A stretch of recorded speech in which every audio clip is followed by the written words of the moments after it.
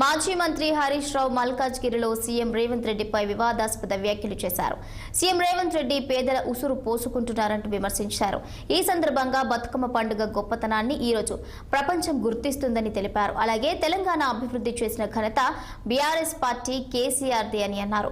ముఖ్యమంత్రి రేవంత్ రెడ్డి తెలంగాణను, ముఖ్యంగా హైడ్రాను అడ్డం పెట్టుకుని భ్రష్టు పట్టిస్తున్నారంటూ మండిపడ్డారు.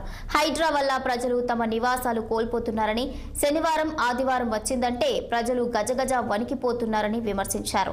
పేద ప్రజల ఉసురు పోసుకుంటున్న సీఎం పద్ధతి మార్చుకొని ఉండాలన్నారు.